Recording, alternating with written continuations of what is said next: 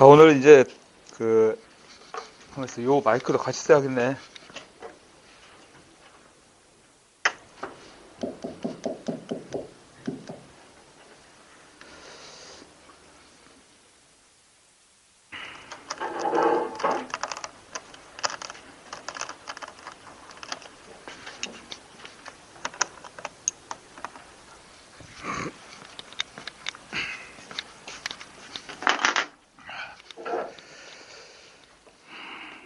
저기 오늘 문제풀이 처음 진도 나가는데 문제 풀어본 학생 손 한번 들어보세요. 네, 됐습니다. 한 절반 정도 문제 풀었네요. 미리 문제 풀어봐야겠지. 미리. 문제풀이라는 것은 본인이 미리 문제를 풀어보고 이제 수업 시간에 설명을 들으면서 도대체 틀렸다라고 한다면 뭐 때문에 틀렸는지 확인해 봐야 될 거 아니겠어요. 그죠? 그래서 반드시 미리 한 번씩 문제를 풀어온다. 미리. 그 다음에 잘 아시는 것처럼 행정학은 거의 전 단원 골고루 출제가 됩니다. 아시다시피. 그죠? 그래서 어떤 특정 단원에 집중해서 공부하는 것보다는 첫 진도부터 끝나는 지방 자치론까지 골고루 전체적으로 중요한 것은 다 커버가 돼야 돼요. 자, 단원 문제풀이는 그런 의도로 이제 진행이 되는 거라고 볼 수 있습니다. 그래서 이것을 정리하면서 여러분들이 중요한 내용들 다시 한번 정리하고 그러고 확인할 수 있도록 한다. 자, 그러면 제일 편 행정학 기초이론. 지금 여러분들 이 책이 다른 과목에 비해서 책이 좀 얇은 편이죠? 근데요, 여러분들 보시면 이 행정학은 한 페이지 문제가 5문항 정도 들어가 있어요. 다른 책은 아시다시피 한 2-3문항, 한 3문항? 그렇기 때문에 이게 결코 얇은 것이 아닙니다. 그리고 문제가 적게 들어가 있는 게 아니에요. 굉장히 문제가 많아요. 거의 하루에 한 최소한 50문항에서 60문항 정도 풀어야 되거든요. 그래야 내가 계산을 할 때 그 정도 해갖고 문항수를 전체에 집어넣거든요. 그러니까 상당히 많은 편입니다. 자, 1번 봅시다. 행정학 기초이론 나왔는데 총론 파트에 해당되는 부분입니다. 1번 행정에 대한 설명으로서 가장 옳지 않은 것은 이렇게 나왔는데, 행정은 최협의적으로는 행정부의 조직과 공무원의 활동에 대한 것이다. 두 번째, 행정은 공공수업 생산과 공급, 분배를 통해서 공공욕구를 충족시켜서 국민의 삶의 질을 증대하고자 한다. 3번, 행정의 활동은 환경과의 상호작용을 통해서 역동적으로 변화되는 것이다. 환경의 변화에 따라서 그걸 행정에 반영을 해야겠죠. 그죠? 4번, 행정의 활동은 정치 권력을 배경으로 공공수업 생산, 그 다음에 공급을 정부가 독점한다. 정부가 독점적으로 이러한 서비스를 생산, 공급했던 것을 우리는 거버먼트라고 표현합니다. 그죠? 근데 거버먼트 방식은 결국엔 정부 실패를 야기시켰다. 그래서 등장하는 것이 뭐예요? 거버넌스의 등장. 이렇게 표현해야 된다. 응? 그래서 4번에 나와 있는 것처럼 행정의 활동이 정부 권력을 배경으로 공공서비스의 생산 및 공급을 정부가 독점한다는 표현은 그건 적절한 표현이 아니다. 왜냐? 오늘날의 행정이라는 것은 거버넌스를 전제로 해서 이해될 수 있다. 그 말이죠. 그래서 지금 1번 문제는 거버먼트하고 거버넌스, 특히 오늘날 보편적인 행정으로서의 거버넌스, 이걸 물어보고자 하는 것입니다. 이 내용을. 1번은 정답이 4번이죠. 자, 그 다음 2번. 신자유주의 정부 이념과 관리수단과 연관성이 적은 것은 이렇게 나왔는데, 신자유주의가 전개되는 것은 1980년대부터 합니다. 이거 뭘 배경으로 하는 거죠? 정부 실패를 배경으로 하는 겁니다. 정부 실패를 배경으로 해서 그 이후에 1980년대에 여러분들 잘 아시는 것처럼 신행정국가가 전개되죠. 신행정국가 하에서는 바로 이 신자유주의를 전제로 하고 있습니다. 작은 정부, 큰 정부? 작은 정부죠. 작고 효율적인 정부. 이렇게 표현할 수 있어요. 그 다음 이러한 신자유주의 정부 이념 및 관리수단과 연관성이 적은 것은 이렇게 표현했는데, 80년대 이후에 이제 정부 실패를 배경으로 등장하는 것이다. 1번. 시장 실패 해결사 역할을 해오던 정부가 오히려 문제 유발자가 되었다는 인식을 바탕으로 다시 시장을 통해서 문제 해결을 강조하고 작은 정부를 추구하고 있다. 여러분 그거 이해하셔야 돼요. 큰 정부하고 작은 정부 비교하죠. 큰 정부는 1930년대 현대 행정국가. 오케이? 1930년대 현대 행정국가 큰 정부입니다. 그리고 작은 정부는 1980년대 이후에 신행정국가. 오케이? 그게 비교해야 돼요.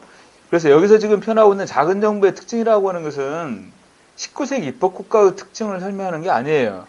큰 정부하고 작은 정부를 비교할 때는 1930년대 이후가 큰 정부고 1980년대부터는 작은 정부의 특징. 오케이? 큰 정부, 작은 정부 비교할 때. 그래서 일본에서 시장 실패 해결사 역할을 해오던 정부가 오히려 문제 유발자가 되었다. 그 말은 이것으로 인해서 우리 정부 실패만 야기된 거 아니냐 이런 얘기예요. 오케이? 정부 실패만. 이러한 인식을 바탕으로 다시 시장을 통해서 문제 해결을 강조하면서 작은 정부를 추구한다. 오케이? 그래서 여기서 말하는 신자유주의는 바로 규제 완화하고 정부가 해오던 역할을 시장으로 넘기는 이런 특징들이 나타납니다. 그죠? 그다음 두 번째, 민간 기업의 성공적인 경영 기법을 행정에 접목시켜서 효율적인 행정 관리를 추구할 뿐만 아니라 개방형 임용이랄지 성과급 등을 통해서 행정의 경쟁 원리 도입을 추진하고 있다. 저기 지금 늦게 온 친구는 문제 있습니까? 문제? 지금 문제 풀이 하는데 문제집 있어요? 받았어요?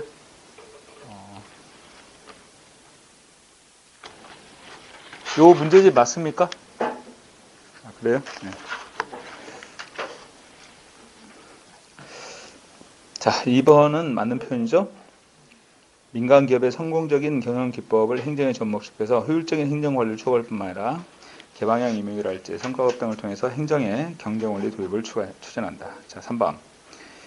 케인즈 경제학의 기반을 둔 수요 중시의 거시 경제 정책을 강조하기 때문에 공급 측면의 경제 정책에 대해서는 반대 입장을 견지하고 있다. 케인즈 경제학에 등장하는 것은 1930년대죠. 케인즈 경제학의 등장은 그래서 현대 행정국가를 배경으로 하고 있습니다. 그래서 이 대공황의 상황에서 수요를 보다 유도하기 위해서 정부가 여러 가지 그 재정을 기반으로 해서 투자를 확대시키는 그래서 이때 등장하는 것이 바로 뉴딜 정책이었죠. 그래서 케인즈 경제의 기반을 둔 수요 중시의 거시 경제 정책을 강조했던 것은 바로 1930년대입니다. 큰 정부의 특징을 토대로 하고 있다. 이렇게 볼 수 있어요. 이것은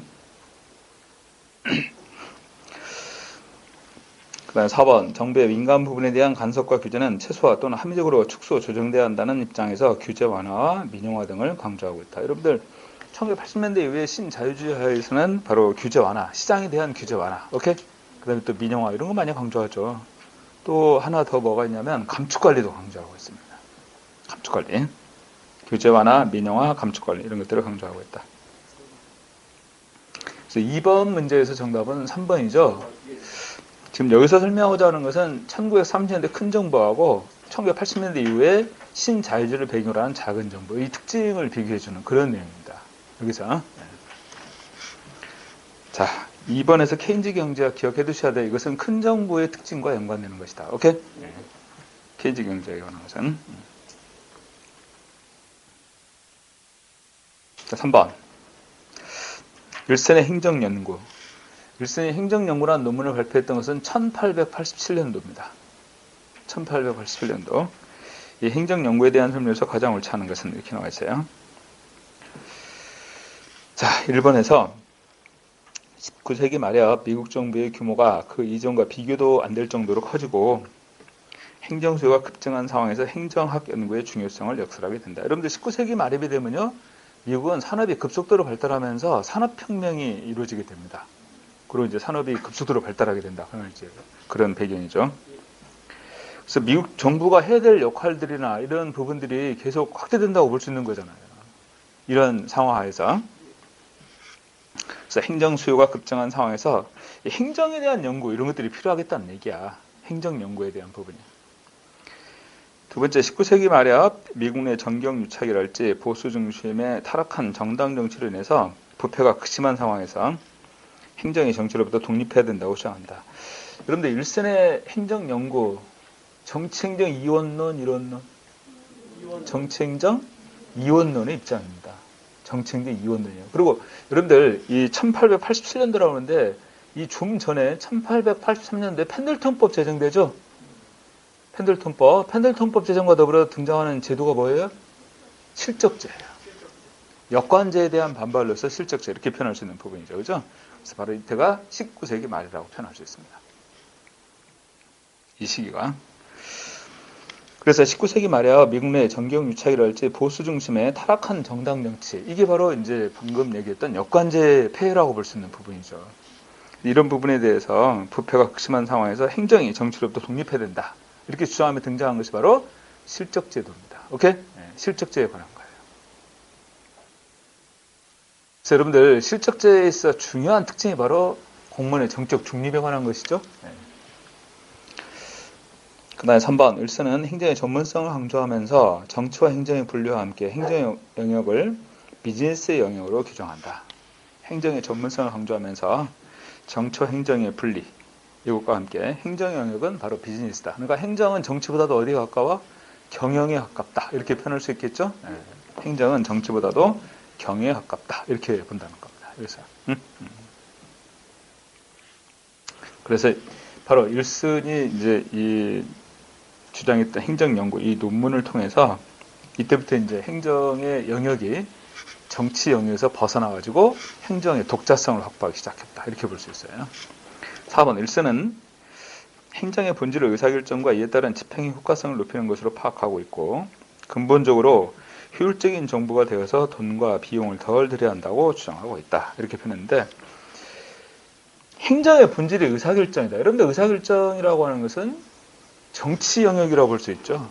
보통 이제 행정에서 이루어지는 의사결정은 뭐라고 표현합니까? 행정에서의 의사결정은 정책결정이에요. 오케이? 행정의 의사결정은 정책결정이잖아.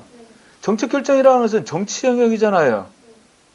근데 이때는 정치행정 이원론이었단 말이야. 그러니까 행정의 본질은 의사결정과는 거리가 있어. 아셨어요?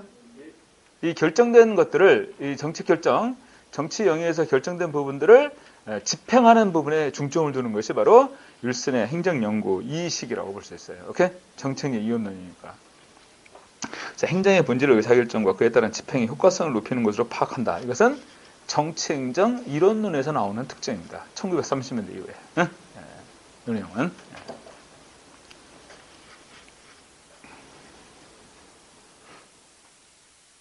자, 4번의 지문 좀 유의해 두셔야겠죠?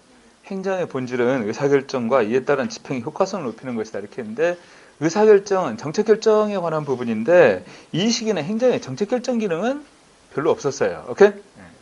행정의 정책결정 기능이 강조되는 것은 언제부터? 1930년대부터다. 이렇게 표현할 수 있는 거죠. 그죠? 1930년대부터.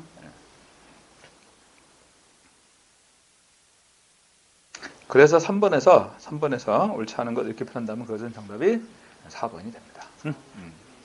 4번. 자, 4번. 정부의 역할에 대한 입장을 바르게 설명한 것으로만 모두 고른 것은 이렇게 나와 있습니다. 자, 기억. 진보주의 정부관에 따른다면 정부에 대한 불신이 강하고 정부 실패를 우려한다. 진보주의하고 비교되는 것이 보수주의죠. 그러면 자유주의는 어디에 해당한다고 그랬어? 보수주의, 진보주의. 자유주의는 보수주의야. 오케이? 여기서. 그러면 보수주의하고 진보주의 비교를 할 때 소극적 자유는 어디에서 주장했어요? 보수주의야. 내가 이렇게 얘기했어. 보소주의 이렇게 기억하라고 그랬죠? 보소주의. 보수주의가 소극적 자유. 오케이?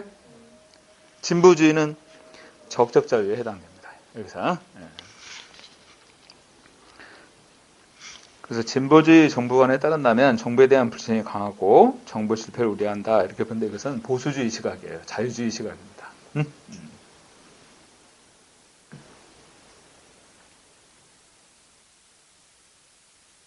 그리고 좀 전에 얘기했던 것처럼 이 보수주의 입장은 소극적 자유를 주장하잖아요. 그죠? 소극적 자유라는 것은 정부로부터 간섭받지 않는 자유, 요걸 얘기하는 거야. 정부로부터 간섭받지 않는 자유. 이게 소극적 자유라는 것이죠. 니은 공공선택론의 입장은 정부를 공공재의 생산자로 규정하고 대규모의 관료제에 의한 행정 효율성을 높이는 것이 중요하다고 본다. 공공선택론의 입장에서는 여러분들 정부를 공공재의 생산자로 규정하고 대규모 관료제에 의한 행정 효율성을 높이는 것이 중요하다. 자, 공공선택론은 뭘 설명하고자 하는 이론이다? 공공선택론은 정부 실패 설명하는 이론이죠. 공공선택론은. 니은은 그럼 OX. 자, 공공선택론에서는 정부를 공공재의 생산자로 보고 있습니다. 근데 대규모 관료제에 의한 행정 효율성을 높인다? 이것은 1930년대부터 나타난 특징이죠. 대규모 관료제에 의한 행정의 효율성을 높이고자 했던 이런 노력은 1930년대부터였어요. 근데 이 결과가 뭘 야기시켰어요? 정부 실패를 초래했잖아요. 이 문제를 지적하는 거예요. 공공선택론의 시각에서는. 오케이? 그렇기 때문에 정부를 공공재의 생산자로 규정했다라는 표현은 맞지만 대규모 관료제에 의한 행정의 효율성을 높이고자 한다. 이건 틀린 표현이에요. 공공선택론에서는 뭘 주장하냐면 행정에서 시장 메커니즘을 도입하자. 시장 메커니즘이라는 것은 경쟁을 유도한다랄지 또는 가격 메커니즘 이런 것들을 도입해가지고 효율성을 제고시키자. 이렇게 주장하는 거지. 오케이? 그게 이 공공선택론에서 강조됐던 내용 아닙니까? 그렇잖아요? 그래서 대규모 관료제에 의한 행정의 효율성을 높이고자 했던 그런 내용은 여기서는 공공선택론과는 적합하지가 않습니다. 이 표현 자체는. 자, 다시 얘기하지만 공공선택론은 정부 실패 설명하는 경제학적 관점의 이론입니다. 그죠? 경제학적 관점의 이론이에요. 이것은. 디귿, 보수주의 정부가는 자유방임적 자본주의를 옹호하고 있다. 보수주의 정부가는 자유방임적 자본주의를 옹호한다. 맞잖아요. 보수주의는 아까 자유주의라고 그랬잖아. 그죠? 그리고 소극적 자유를 주장한단 말이죠. 늘 신공공서비스론의 입장에 따른다면 정부 역할은 시민들로 하여금 공유되는 가치를 창출하고 충족시킬 수 있도록 봉사하는 데 있다. 신공공서비스론은 정부 역할은 봉사입니다. 오케이? 자, 이 신공공서비스론은 뭐에 대한 반발? 신공공관리론에 대한 반발. 오케이? 그리고 신공공관리론은 정부 역할이 방향잡기예요. 그죠? 정부 역할이 방향잡기잖아. 근데 신공공서비스론에서는 정부 역할이 시민에 대한 봉사. 시민에 대한 봉사. 응?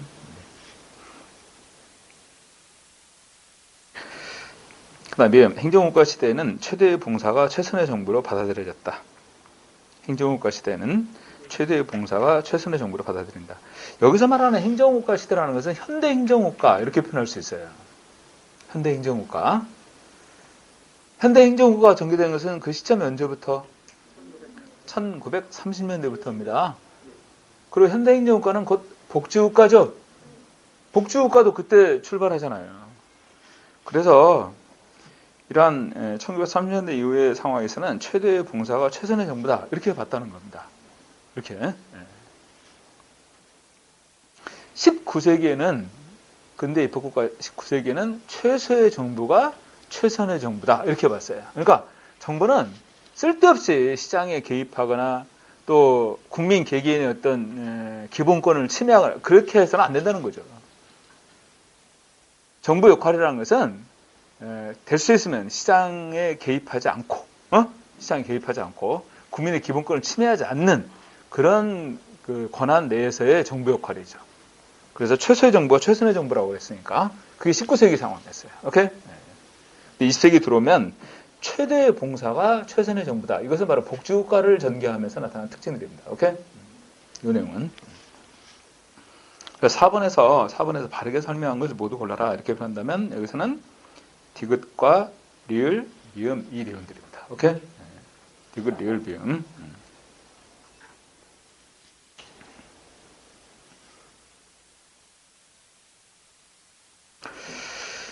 자, 그렇다면 5번. 진보주의 정부에서 선호하는 정책으로 가장 적절치 않은가? 자, 진보주의 정부. 이 보수주의하고 비교해보면 진보주의는 좀 큰 정부의 보다 적극적인 역할을 강조하고 있다고 볼 수 있어요. 반면에 보수주의 시각에서는 방금 얘기했던 것처럼 작은 정부 역할. 자, 1번 조세 감면을 확대한다. 2번 정부 규제를 강화한다. 3번 소득 재분배를 강조하고 있고 4번 소수민족의 기회를 확보한다. 이렇게 표현했는데 진보주의 정부에 선호하는 정책으로 가장 적절치 않은 겁니다. 어? 조세 감면을 확대하는 것은 보수주의 시각이죠. 조세 감면을 확대하는 것은 감면을 확대하는 거니까. 근데 보세요. 진보주의 그 정부 하에서는 정부가 큰 정부로서의 정부가 다양한 여러 가지 역할들을 수행한다고 그랬습니다. 그럼 많은 재원이 필요하죠. 그런 재원 확보를 위해서 어때요? 조세 감면을 줄이고 세금을 더 거둬야 된다고 생각하는 것이 바로 진보주의 시각이에요. 오케이? 근데 보수주의 시각은 그거 아니죠. 세금 걷지 말라는 거야. 가급적이면 걷는 것도 좀 줄여라. 이런 시각이죠. 2번 정부 규제 강화는 진보주의 입장이고 그다음 소득 재분배 강조. 이것도 진보주의 입장이죠. 진보주의에서 가장 강조되는 것 가운데 하나가 바로 소득 재분배 정책의 특징입니다. 4번 소수민족의 기회를 확보하는. 소수민족의 기회를 확보한다. 이것은 뭐하고 연관되냐면 여러분들 대표관리제하고 연관되는 것입니다. 소수민족의 기회 확대.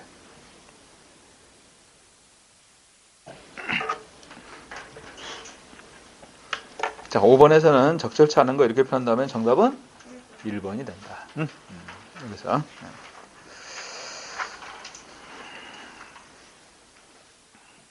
자, 6번.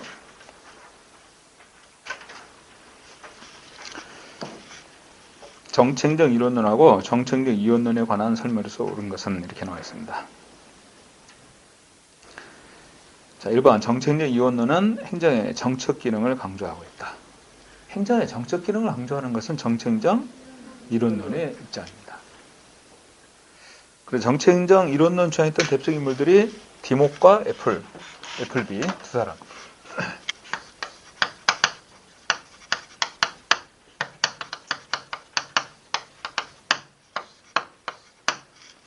정책적 이론론 주장하는 사람들이에요. 디목하고 애플비. 2번 과학적 관리론은 정책적 이론론의 발전에 기여하였다. 그들 이 과학적 관리론하고 연관되는 것은 정책적 이원론이죠. 정책적 이원론입니다. 3번 정책적 이론론은 정처 행정을 엄격히 구분한다. 정처 행정이 엄격한 구분, 이것은 정책적 이원론의 시각이에요. 4번 정책적 이원론은 여관주의 폐해 극복을 위해서 대두된 것이다. 보통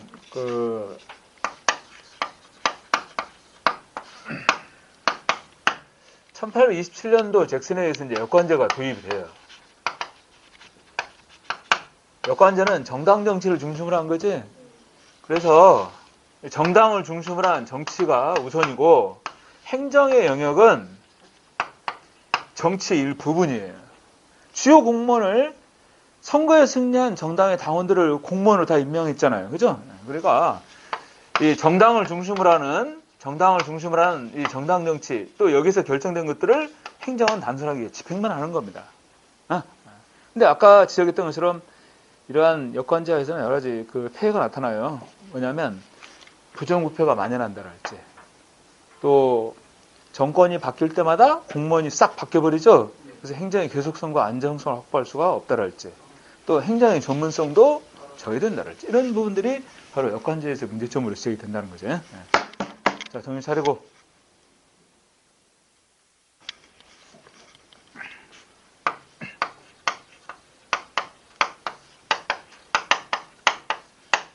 그래, 1883년도 펜들턴법 제정하면서 바로 실적자가 이렇게 도입되잖아요. 여기서 공무원의 정책 중립을 주장하지, 그러면서 행정이 정치 영역에서 독립해가지고 행정의 고유 영역을 확보하게 됩니다. 이렇게. 실적자 하에서. 그래서 이게 이제 행정이 정치 영역에서 벗어나게 됐으니까 이게 이제 정책적 이원론의 관점이죠. 이때부터 본격적으로. 그죠? 그래서 정책적 이원론은 여권주의 폐해를 극복하기 위해서 대두가 됐다. 6번의 정답은 4번이 됩니다. 여기서. 자, 7번. 정책의 이론론에 대한 설명에서 가장 일치하는 것은 정책의 이론은요. 1번 공공조직의 관리자들은 정책 결정자를 위한 지원, 정보 제공의 역할만을 수행하는 것이다. 2번 공공조직의 관리자. 여러분들 여기서 공공조직의 관리자라고 하는 것은 바로 공무원들을 얘기하는 거예요. 그죠? 공공조직의 관리자들이니까. 그럼 공무원들이 정책 결정자를 위한 지원과 정보 제공의 역할만을 수행한다. 이것은 정책적 이원론의 관점에서 이해될 수 있는 특징들입니다. 이것은. 그럼 여기서 정책 결정자는 누구겠어요? 1번에서 정책 결정자는. 정책적 이원론 하에서 정책 결정자는.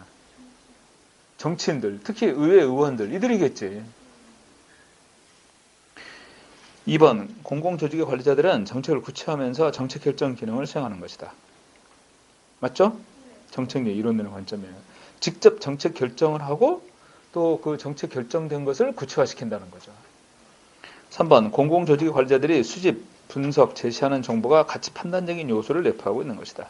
공공조직의 관리자들이 수집하고 분석, 제시하는 정보가 가치 판단적 요소를 내포한다. 당연히 그렇게 되겠죠. 정책의 이론론 하에서는. 왜냐하면 그들이 이러한 것을 토대로 해가지고 정책을 결정할 테니까.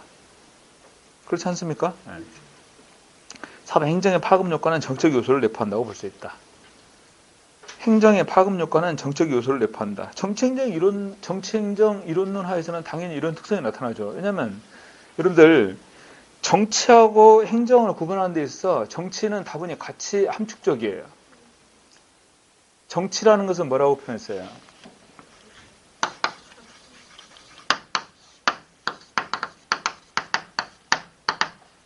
정치라고 하는 것은 주로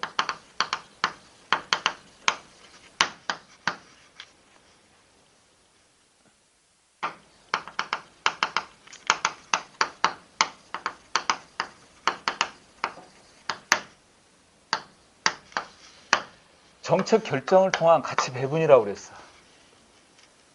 정책 결정을 통한 가치 배분. 경영은 관리에 관한 것입니다. 이것은. 그리고 내가 기본이론 강의할 때 뭐라고 표현하면 이러한 정책 결정을 통한 가치 배분으로 이런 거 얘기했잖아. 지방 분권 정책 기억나세요? 그러면 수도권에 집중되는 많은 가치들이 지방으로 분산되잖아, 이렇게. 응? 이게 대표적인 여기서 말하면 뭐야? 가치 배분에 관한 것이에요. 바로 정책 결정을 통해서. 오케이? 그러니까 그 7번 문제 지문에서 4번 행정의 파급 효과는 정책인 요소를 내포한다고 볼 수 있다. 왜냐하면 정책적 이론론에서는 행정이 정책을 직접 결정하니까. 응? 행정이 직접 정책을 결정하니까. 자, 7번에서 옳지 않은 것 이렇게 표현한다면 정답은 1번이 되겠죠. 그죠? 자, 그 다음에 8번. 경영과 구분되는 행정의 속성으로 보기 어려운 것. 그리고 행정은 사익이 아닌 공익을 우선적으로 추구한다. 2번. 행정은 모든 시민을 평등하게 대우해야 한다. 맞죠? 3번. 행정 조직의 구성은 원칙상 법령에 의해서 신분이 보장되는 것이다. 공무원들은. 그다음 4번. 행정은 효과적인 업무 수행을 위해서 관리성이 강조된다. 이렇게 보는데 이건 공통된 특징이에요. 행정과 경영에 있어 공통점. 그래서 행정 경영의 공통점 그런다면 대표적인 것이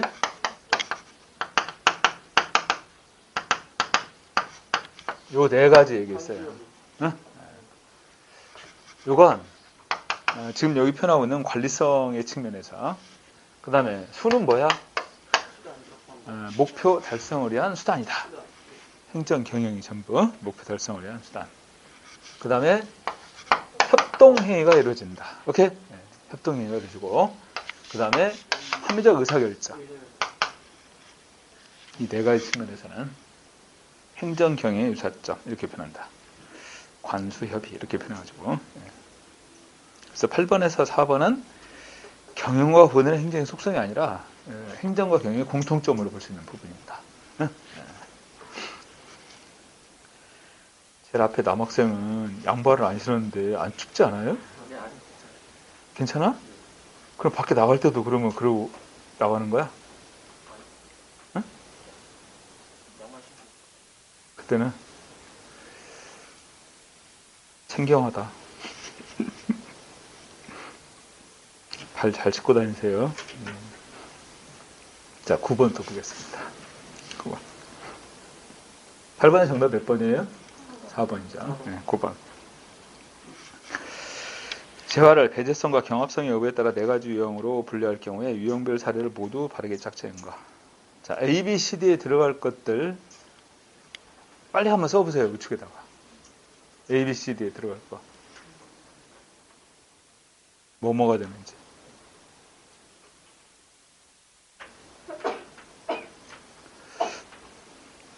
A는 배제성하고 경합성이죠.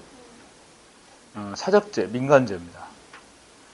B는 비배제성하고 경합성이지 공유재예요. 공유재. C는 배제성과 비경합성입니다. 이건 뭐야? 요금제입니다. 요금제. 요금제는 대표적인 이런 것들이죠. 전기, 수도, 그 다음에 또 뭐 고속도로, 대표적인 요금제에 해당되는 것들. 이런 것들은 경합할 필요가 없죠. 그냥 요금 안 내면 배제당합니다. 오케이? 그 다음 D는 비배제성과 비경합성은 공공재로서의 특성이에요. 각각. 네? 네 가지. 여기서 A, B, C 이렇게 구분했을 때. 자, 1번 볼까요? A는 구두, B는 해적 광물. 여러분, 해적 광물은 공유재입니다. 그렇잖아요. 자연자원도 공유재에 관한 거잖아. 그 다음 C는 고속도로, 좀 전에 설명했던 거예요. D는 등대. 등대는 공공재입니다. 1번이 옳게 연결됐네요. 그죠? 2번, 라면, 출근길의 시내 도로. 여러분들, 지금 이 도로 공유재에 관한 거야. 근데 도로가 오늘 눈 와가지고 막 사거리가 다 막혀버렸어요. 공유지 비극입니다. 오케이? 서로 빨리 가려고 사거리에 엉켜버리면 어느 차도 빨리 갈 수가 없는 이런 상황이 돼버리잖아요. 공유지 비극이. 일기예보는 어디에 들어갑니까? 일기예보는 공공재예요. 일기예보는 공공재입니다. 그 다음에 상하수도는 요금제예요. 각각. 3번 자동차, 사적재, 민간재. 그 다음에 공공낚시터. 공공낚시터니까 이것도 공유제에 가깝겠다. 그치? 그 다음에 국방은 공공재고 무료 TV 방송도 공공재입니다. 무료 TV 방송도 이것도 공공재예요. 그 다음에 냉장고, 그 다음에 케이블 TV는 요금제죠? 목초지는 공유제예요. 그 다음에 외교, 공공재의 특징이지. 그치? 등대도 공공재야. 오케이? 등대, 일기예보 전부 다 공공재에 속합니다. 이 내용들은. 근데 공유제에서는 공유지 비극이 발생한다. 공유지 비극이. 공공재에서는 무임승차가 나타납니다. 각각. 공유제에서는 공유지 비극이 발생하고 공공재에서는 무임승차가 나타난다. 그렇기 때문에 공공재는 무임승차가 나타나기 때문에 시장에 맡겨놓으면 해결할 수가 없어요. 사람들은 다 무임승차 할 것만 생각하니까 시장 실패 원인이 되는 거지. 시장 실패 원인이 되는 겁니다.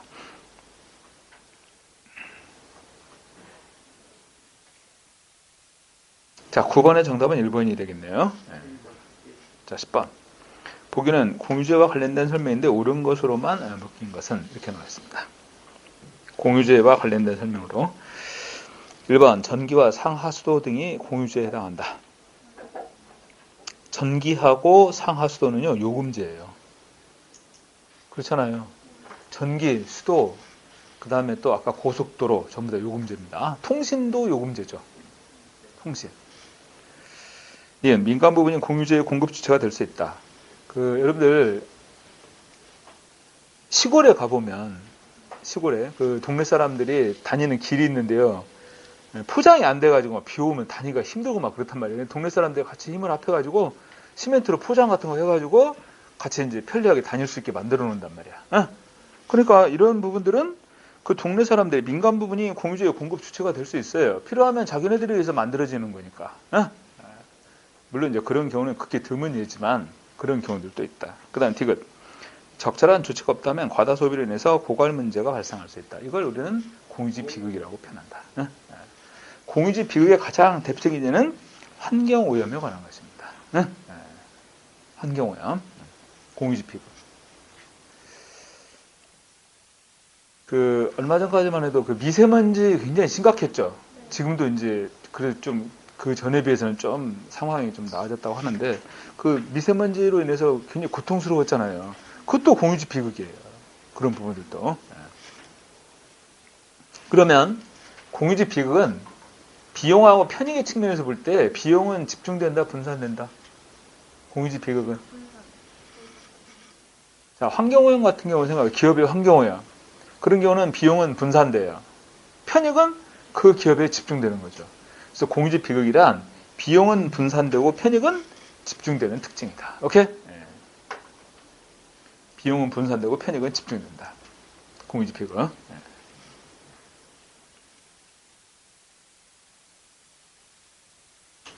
내일 소비의 비경합성과 비배제성의 특성을 동시에 갖는 재화 또는 서비스에 해당한다. 비경합성, 비배제성의 특성이 나타나는 것은 공공재의 특성이죠. 네, 공공재의 특성이에요. 그래서 10번에서는 공유재하고 연관되는 것들은 니은하고 디귿 두 가지가 됩니다. 니은, 디귿.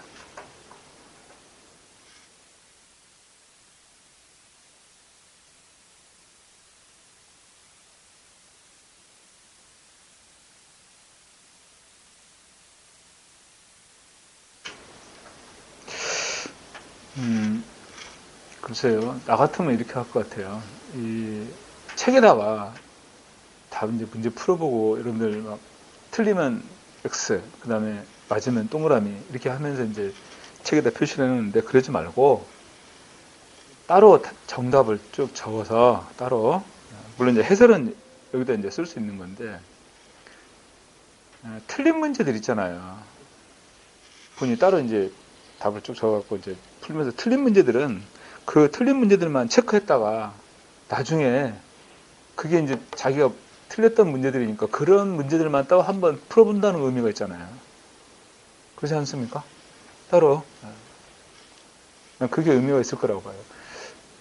앞으로 이제 계속 문제풀이가 진행될 거거든요. 이것만 단원 문제풀이만 있는 게 아니라 동형 문제도 있을 것이고 계속 이제 문제풀이가 진행이 됩니다. 그러면 그 문제들마다 틀린 문제들은 전부 다 본인이 체크했다가 나중에 시험 직전에 다시 한번 그 틀린 문제들만 쭉 확인하는 게 의미가 있는 거예요.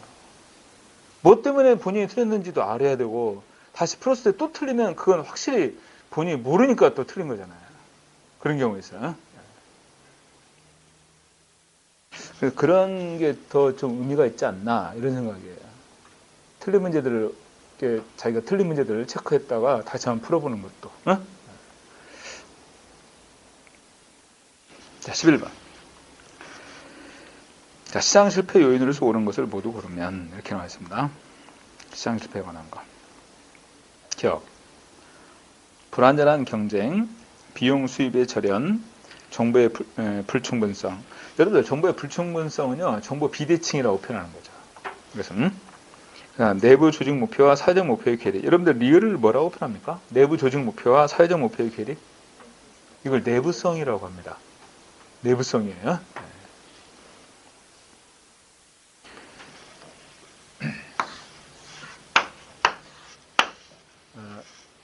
이 행정 조직에 있어서 추구해야 될 사회적 목표가 있을 거 아닙니까? 그 사회적 목표라는 것은 곧 뭘 실현하기 위해서? 공익 실현을 위한 사회적 목표일 거란 말이야. 근데 이 행정 조직 내 공무원들이 자기 자신들의 어떤 예산만을 극대화하려고 하거나 뭐 이런 모습들은 여기 지금 표현하고 있는 것처럼 내부 조직의 목표라고 볼 수 있는 부분이죠. 그죠? 그래서 관료들이 이러한 공익보다는 자기 자신들의 사익을 더 우선적으로 추구한다. 이것을 내부성이라고 표현한다는 거죠. 그 다음에 파생적 외부 효과는요. 파생적 외부 효과는 정부가 시장에 개입을 합니다. 여러분도 아시다시피 지금 부동산 정책 발표하죠? 여기저기. 그러면 부동산 정책 발표하면 여기 이제 정책을 통해서 뭐 투기 과열 지구 이렇게 딱 지정을 하면 다른 곳에 들썩들썩 하게 됩니다. 이게 지금 여기서 말하는 파생적 외부 효과예요. 그러니까 근본적인 문제 해결이 아니라 시장에서 제기되는 문제를 해결하기 위해서 정부가 개입하는데 그게 의도하지 않은 부작용만 막 야기시킨다는 얘기예요. 오케이? 이걸 파생적 외부 효과 이렇게 표현하는 겁니다. 그 다음에 외부 효과 이렇게 표현했는데, 여러분들 시장 실패 요인으로서 첫 번째 불안전 경쟁은 시장 실패 요인이 되는 거죠. 그럼 비용과 수입의 절연은 이건 정부 실패 원인이에요. 비용과 수입의 절연. 또는 이 그 수입을 편익이라고도 표현합니다. 비용과 편익의 절연. 응? 그러니까 비용을 부담하는 측하고 편익을 누리는 측이 분리되어 있다. 이런 얘기죠. 비용 수입의 절연 또는 비용 편익의 절연. 정부 실패의 원인이냐? 그 다음에 정보의 불충분성, 정보 비대칭이라고 표현했죠. 이것은 시장 실패 원인이 되는 거지. 그 다음에 리을은 내부성이라고 표현했던 거야. 리을은 내부성, 정부 실패 원인입니다. 내부성이 원한 것은. 여러분들 내부성하고 비교되는 개념은 외부성이에요. 외부성이 뭐냐? 외부 효과를 얘기하는 겁니다. 오케이? 외부성이란 외부 효과를 얘기하는 거예요. 그거하고 비교해서 내부성은 정부 실패. 파생적 외부 효과는 정부 실패입니다. 그 다음에 일반적인 외부 효과는 시장 실패죠. 그죠? 그러면 지금 시장 실패 요인들을 쭉 정리했는데 이거 말고도 시장 실패 원인은 공공재의 존재. 좀 전에 앞에서 얘기했잖아. 시장에 공공재가 존재하는데 그 공공재의 문제를 시장에 맡겨놓으면 해결할 수가 없다는 거죠. 그죠? 그래서 시장 실패 원인이 된다. 그 다음에 또 하나는 자연 독점. 독점이 또한 시장의 가격을 왜곡시키잖아요. 시장 실패 원인이 되는 거야. 그렇다면 여기서 시장 실패 요인으로 옳은 것, 이렇게 옳게 연결한 것, 그러면 기업, 디귿, 비읍 이렇게 돼야겠다. 그치? 기업, 디귿, 비읍. 반면에 정부 실패에 해당되는 것은 니은, 리을, 미음 이렇게 연결하고. 정보의 비대칭으로서의 정보의 불충분성은 시장 실패지만 권력의 여러분들 권력의 비대칭 이거 있죠. 권력 편제라고 해서 그것은 정부 실패의 원인으로서 이해됩니다. 권력 편제, 권력의 비대칭이죠. 그죠? 권력이 한쪽에 치우쳐 있다 그런 얘기야. 응? 그래서 11번의 정답은 1번이 됩니다. 여기서.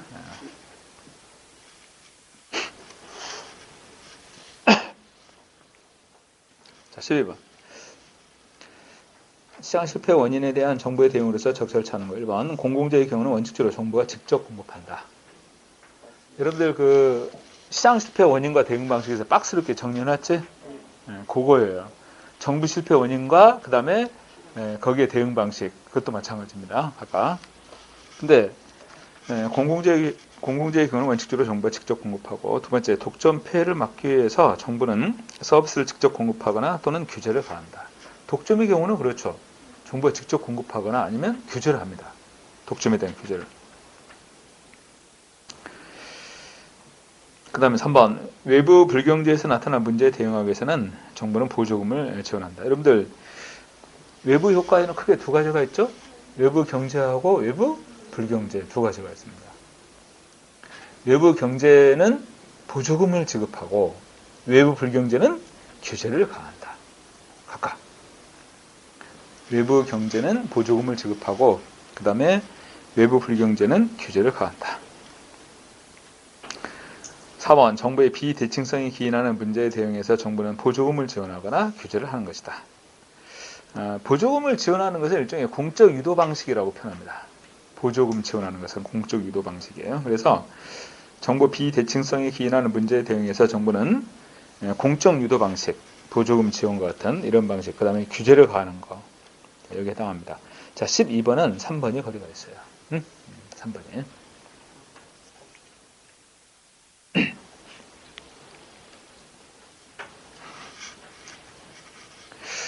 시장 실패 원인과 정부의 대응 방식에 관한 거. 그 다음에 또 정부 실패 원인과 또 대응 방식. 그 박스로 정리했던 거 다시 한번 확인들 하세요. 아시겠죠? 네. 자, 또 13번 보시면 환경 규제를 위한 정책 수단을 명령 지적 규제하고 시장 유인적 규제로 나눌 경우에 시장 유인적 규제 수단에 해당하지 않는 거. 명령 지적 규제에 끝나면 기준, 어떤 기준을 정한다. 환경오염 기준을 정한다는 거죠. 그죠? 네. 또는 규칙을 정하죠. 규칙을 제정하는 거. 이런 것들이 명령 지적 규제에 관한 거예요. 여기서 기준을 정하거나 규칙을 제정하는 거 이런 것들이 여기에 해당합니다. 그 다음에 시장 유인적 규제라고 표현하는 것은 시장 유인적 규제는 일종의 유인이죠. 말 그대로 뭐 보조금을 지급하거나 아니면 부담금을 부과하거나 뭐 이런 것들은 지금 여기 표현하고 있는 시장의 유인이라고 표현할 수 있는 부분이죠. 시장에 대한 유인. 그러면 시장 유인적 규제 수단에 해당하지 않는 거 부과금 제도. 부과금 부과하는 거예요. 그 다음에 공예권 제도. 공예권이라고 하는 것은 일종의 뭐 오염 배출권 또는 오염 허가서 이런 것들이 여기서 지금 표현하고 있는 공예권에 해당되는 것들입니다. 그런 부분들이 오염 허가서랄지 또는 오염 배출권 이런 부분들. 그 다음에 성과 기준 제도. 여러분들 방금 그 명령 지적 규제는 기준을 정하거나 또는 규칙을 제정하거나 이런 것들이라고 그랬잖아. 환경오염 기준과 같이 성과 기준도 마찬가지예요. 이건 명령 지적 규제입니다. 그러니까 그 기준을 딱 제시하고 그 기준에 부합해야 돼. 오케이? 그 기준에 부합해야 돼요. 그러면 환경오염 기준을 설정하게 된다면 그 기준에 맞게끔 환경오염 배출이 이루어져야겠죠. 그래서 여러분들 그 자동차에서 막 배출되는 그 오염물질들 있잖아. 그거 가끔 단속하잖아요. 그 기준을 딱 정해놓는다는 거지. 응? 그 이상으로 오염을 유발하는 그런 기준을 딱 정해놓고 그 기준을 오버하는 그런 오염물질 배출 이런 경우는 이제 뭐 과태료를 부과하거나 아니면 벌금을 부과하거나 이런 식으로. 그다음 보조금 제도. 여기에서 명령 지적 규제에 해당되는 것으로서 대표적인 것이 기준 설정, 규칙 제정 이런 것들입니다. 근데 성과 기준 같은 경우는 이런 건 명령 지적 규제라고 보기 어렵지 않느냐 이렇게 생각하지만 전혀 그렇잖아요. 성과 기준을 딱 제시하고 그 기준에 맞게끔 성과를 내야 된다는 것이죠. 그래 이게 명령 지시죠. 반면에 부과금 제도랄지 공예권 제도, 그 다음에 보조금 제도 이런 부분들은 시장 유인적 규제 수단에 해당되는 것들입니다. 이런 애들은 보조금, 그 다음에 부과금, 공예권 아까 얘기했던 거죠. 오염 배출, 그 다음에 오염 허가서 이런 것들이 바로 공예권에 관한 것들이죠.